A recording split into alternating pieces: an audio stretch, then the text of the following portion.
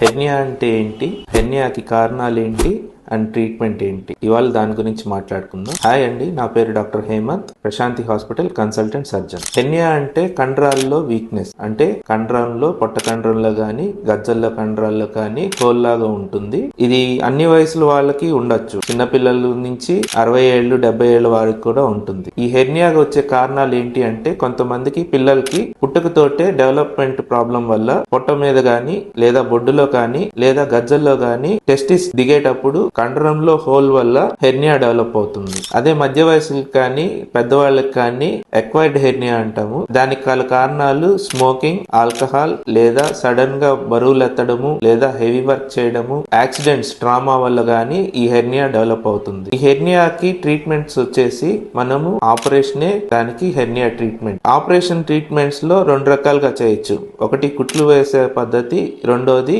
Laparoscopic పద్ధతి. కుట్ల operation కంటే కూడా ఇప్పుడు లాప్రోస్కోపీ పద్ధతిలో అయితే మెష్ పొట్ట లోపలే పెట్టి చేయడం వల్ల బయటకి కుట్లు కనిపించకపోవడము అండ్ లాప్రోస్కోపీ వల్ల నొప్పి తక్కువ ఉండడం వల్ల హెర్నియా ఆపరేషన్ అనేది ఇప్పుడు అత్యంత సులువుగా చేయగలుగుతున్నాం. అండ్ రికరెన్స్ రాకుండా ఉండాలి అంటే హెర్నియాకి మనం మెష్ ఆపరేషన్ చేయడమే అత్యుత్తమం. Thank you.